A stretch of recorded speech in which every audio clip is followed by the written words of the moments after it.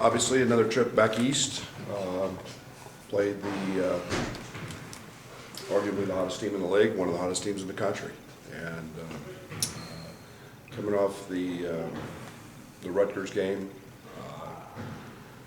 was a game of mistakes. It was a game of errors, and I don't. It's not something we've been known for. We've been eliminating the mistakes and the breakdowns. And when you do that on the road, we can talk all we want about the offensive end, the defensive end, the transition.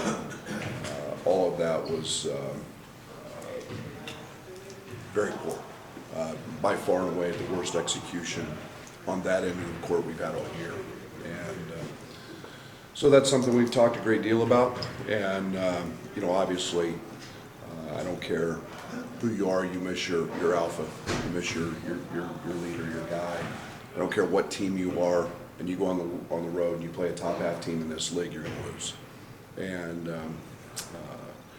that was a challenge. I thought our kids fought. I thought Kofi had by far and away his best half of play in the first half. His aggressiveness was off the chart. We made some plays that that kept us in it, but way too many mistakes in transition, and that was voguing. With Ayo out, just how did you know? Did Rutgers change how they defended you guys at all? No, not at all. I mean, they're one of the handsiest teams. I mean that in terms of steals. We got great looks. We knew exactly where to throw the ball. You start looking at Tev, Allen's, Trent's opportunities and threes, and most all of them were wide open, and you've got to make them. And but that gets compounded when you're not scoring. And then the second half, we had 4 or 5 what I call casual turnovers. Allen traveled a couple times. Kofi had the ball taken from him a couple times. And those things can't happen on the road to win. So it wasn't there as much anything in their defense without Ayo. We just, we weren't good enough on the defensive side. Any update on Ayo? Is he still day-to-day? Day-to-day. You say alpha, Brad, obviously he's playing at a high level. It seems like there's more to that just in terms of his personality and his leadership on the floor. Does that go into what you mean when you say that? Yeah, Ayo doesn't make mistakes. Ayo's as cerebral a player as there is, and part of being a really good player at this level is understanding what your assignments are, understanding personnel, understanding who to close out on. Ayo doesn't make those mistakes, and that's one of the things that we missed him more defensively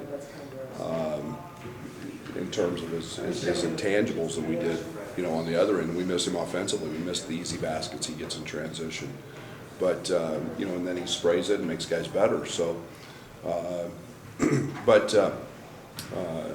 he's just, Ayo's a very, very dialed-in player. I mean, he's got the scouting report memorized, and he can process it when it happens on the court, and that was something that we didn't do as well. With the new lineup and rotation that you went to, a little bit smaller, are you happy with what you did on the glass? I know you've been a lead all year on that, but it didn't seem like the personnel really affected that. You were able to go to the glass. Yeah, I mean, I think it's been one of our strongest suits. I think that I was really pleased with Georgie's effort in terms of getting on the glass. In the prior game, he didn't get a rebound. He had 7 the other night. He was very focused on that end. And again, I'm always critical of Kofi, and I look down and he's got a double-double, and realize he's a freshman, and there's a lot of big bodies out there. But I loved his effort in the first half. Man, he could start duplicating that for 40 minutes. He's one of the best centers in the country. How far is Lamar's season? It seems like he's one of the most uniquely challenging matchups in the Big Ten with his size and his quickness. What do you try to do against him, and how is he going? Did you want to see him? Yeah, there's certain guys you can play great defense on, and they make shots. He's one of them, and he does it at an elite level. you've got to take away his easy points. You've got to take away his offensive rebound putbacks. You've got to take away his uncontested threes in transition. You've got to take those things away. And then make him shoot hard shots knowing he's going to make some. And you know, that's what really good players do. That's what next level guys do. And you know, he's been that for his whole career at Penn State. Brad, this upcoming game, Fox All Access game, you're going to be mic'd up. Have you ever been mic'd up during a full game before? No. So that I've not figured out if this is a good thing or not yet. But you know, I think it's great for the fans. I think they get a little insight as to what we go through. I'm probably glad there's a 5-second delay, you know, in some areas. But yeah, it'll be a different experience, and you know, you'll find out how much we do on the sidelines in terms of the emotions of the game and the calls and so on and so forth. Something you were asked to do, or is that Yeah. this is just happening? No, Steve Shears with Fox has been a dear friend for a long time, and he asked me back in the summer about this opportunity, and of course it takes two, and Pat had to go along with it, and so it's you know, I think it's an opportunity it's exciting, it's a little unique, it's different, and excited to be a part of it. What do you make of the Bryce Jordan Center in years gone by, a little reputation, a little sleepy? That's not the case with how Penn State's been playing in their fan base. I thought it was really good last year when we were there. You know, and then we were at a noon game on Sunday, I think, and it was loud and active, and it's nothing new in this league. I mean, so whether it's, you know, it's 19,000 or 10,000, Rutgers was the loudest building we've been in all year, and wasn't even close. And it was exciting and electric, and so it's you know, another game on the road, another full house, another great crowd, and that's what the Big Ten's about. Do the shooting numbers continue to mystify you, Brad? I know it's the middle of February, but do you still feel like that can turn around? Absolutely. I mean, we shoot them every day, you know, and we were looking at some numbers, you know, in our 7-game winning streak, and here in this losing streak, there's only 1 percentage point difference, Right. and it's very minimal.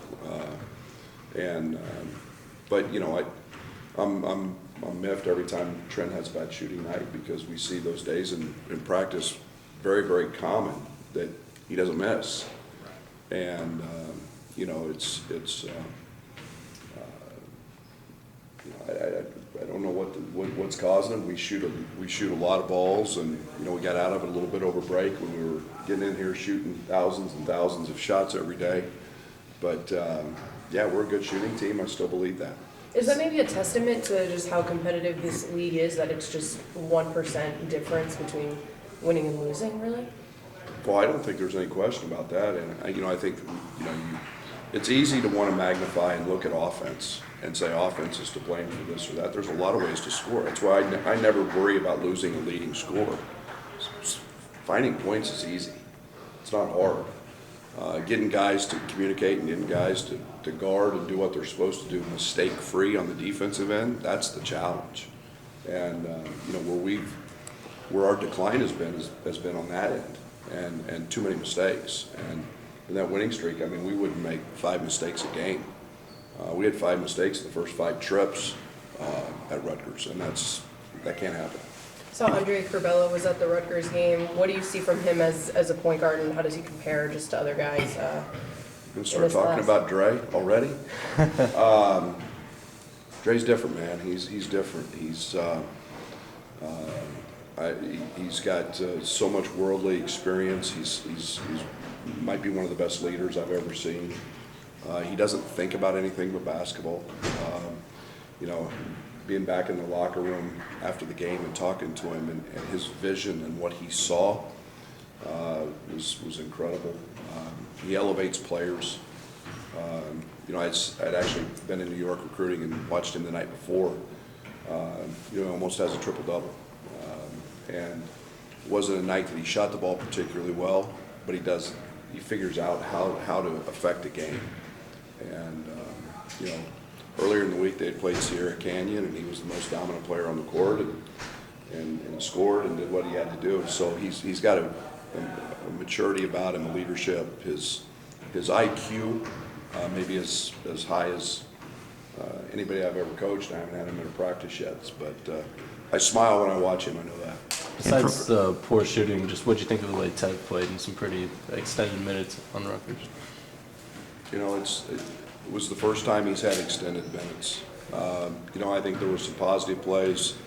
You know, he ran down and blocked a shot. He got an offensive rebound or two. You know, I think there's, as those minutes continue to settle in, you know, we've got to find consistency on the defensive end. There's no doubt about that. And that's the, those continue to be areas that he's got to continue to grow. In preparing for Penn State, a team you haven't seen this year, you've played other teams that you've seen twice now, so scouting report's been a little bit different. How does that go into your daily routine of preparing for a team you have not seen this deep into the Big Ten? Yeah, it's just, I think it's one of those things. I think everybody goes through it. I think we're, you know, we're maybe not as familiar with the personnel, you know, the actions. You know, everybody kind of runs something very similar. So at this point of the year, we've seen the action, and it's just they may have a different name for it, you know, or a different call. And now it's more about trying to pick up their tendencies on it. You know, when you've played a team once, kind of where they're trying to go. We study that more probably than we do anything else. You know, Penn State's absolutely been shooting the cover off of it, and they took 31 threes in their last game. And you know, they're making a lot of them.